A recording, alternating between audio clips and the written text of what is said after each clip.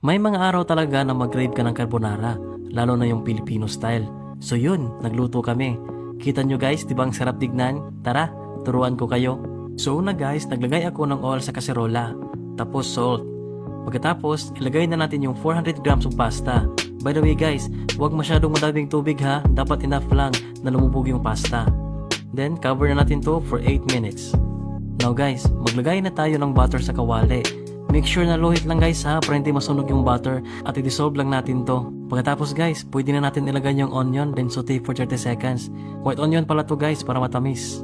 Pagkatapos, lagyan na natin ng sliced canned mushroom. Then saute again guys for 30 seconds.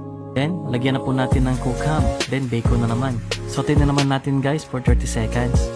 Then, maglagay na tayo ng dalawang 200 gram carbonara white sauce. Clara Ole pa lang brand nito guys, pero hindi to sponsored ha. Gusto ko lang yung sauce nila kasi mas creamy. Haluin lang natin to ng mabuti guys, until makuha natin yung texture niya, yung parang lumapot na. Nilagyan din namin ng pepper guys para ma-extra kick. Pagkatapos, pwede natin ilagay yung pasta. Haluin lang to ng mabuti guys para ma-coat lahat sa sauce natin. Yung partner ko na yung naghalo nito kasi matakot ako baka mahulog yung pasta. Yun, may mas lumo pa yung partner ko. Diba ang sarap tignan? Ito na naman yung paikot-ikot guys para aesthetic. Pero 200 pesos lang bili ko niyan sa Lazada. So ito na guys, taste test na. Pagtikim ko, grabe sobrang sarap. Balance na balang yung sauce at pasta.